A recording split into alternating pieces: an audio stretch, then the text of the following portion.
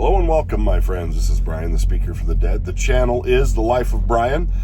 And I wanted to come to you on this beautiful, sunny, freaking cold morning here in Idaho with some commentary on what's been happening in this country.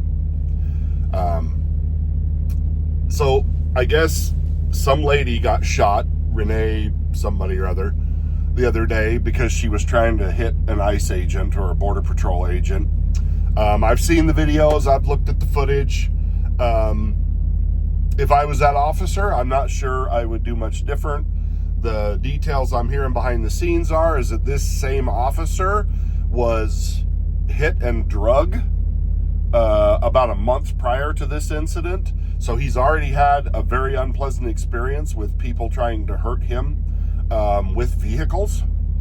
And I can't say I would have reacted any differently. And here's my point that I want to talk about more than anything else. Okay? Now, if you have followed this channel for any length of time, you know I am not a blue line guy. Okay? I am not cops first, foremost, and always, and law enforcement 100%. You just support them. And I don't believe in that, because there's a lot of cops out there that I think shouldn't be cops. I've had a lot of interactions with guys who should not be allowed to be police enforcement of any kind. DOT, federal, state, local, you name it. I've run into different officers who, they're just scum. They're just scum. They're people who were picked on in high school, or they're mad about something, or their mommies didn't love them, or whatever it is, and they've taken it upon themselves to become the worst version of themselves and to ruin everybody's lives around them, and to do it with a badge. Now, having said that, I want to give kudos to the Florida State Police. Last week I was down in Florida, and I was coming up to a stoplight, and it was yellow, but I couldn't slide. I didn't want to slam on my brakes and risk going through too slow and have somebody get in front of me and hit them. So I just kept going, and I went through it.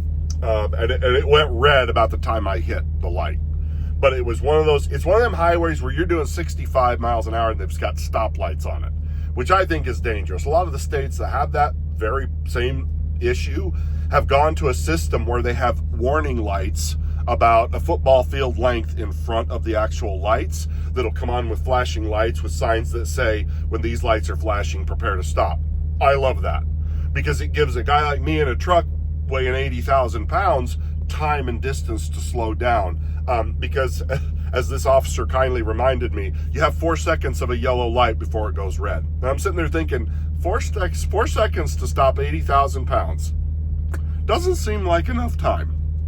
But this officer just, he walks up to me, and he was funny. He's an older guy, walks up to me and he just goes, well, do you want the ticket and the points or a lecture?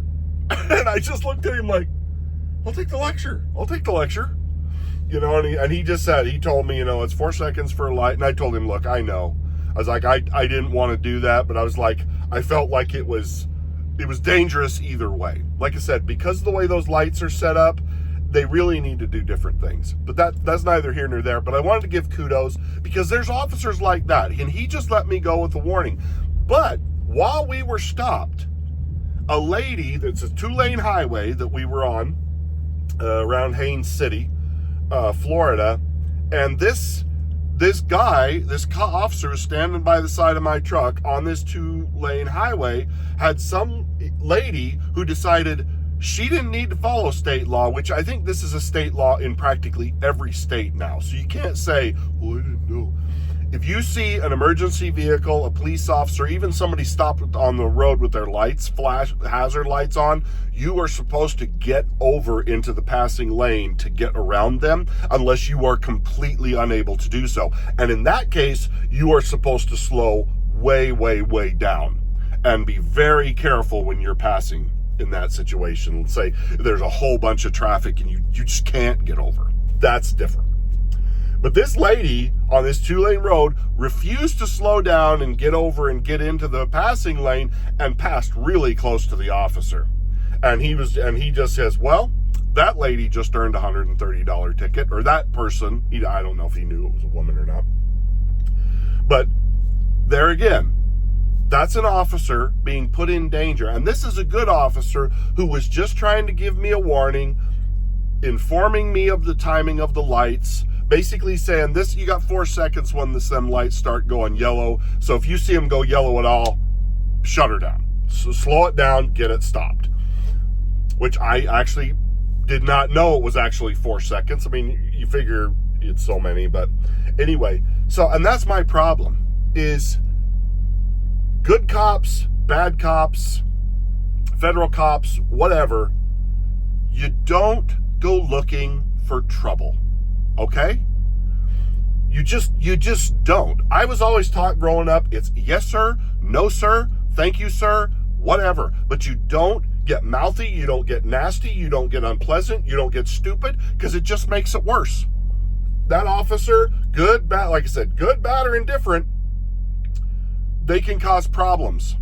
They can give you more tickets. They can, so you don't give them encouragement or more issues to cause problems for you. It's just stupid. You just don't do it.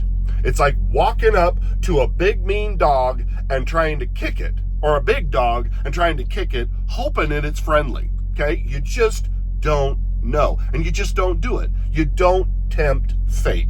You don't screw around with law enforcement. You don't even look like you're trying to hit him. But it looked like one of the officers was trying to talk to her and had his hand up to her window and whatever. She's trying to drive off with his hand in the window, and the officer in front freaks out. Anyway, now there's been other shootings. And I'm just going to tell you, if you're protesting the police, if you're protesting these ICE agents, if you're doing things that are putting their lives in danger, putting their lives in risk, I hope they shoot you. Honestly, honest to goodness, I hope they shoot you in the face with a bazooka. Because you have no business doing that. I don't care whether you agree with what they're doing or not.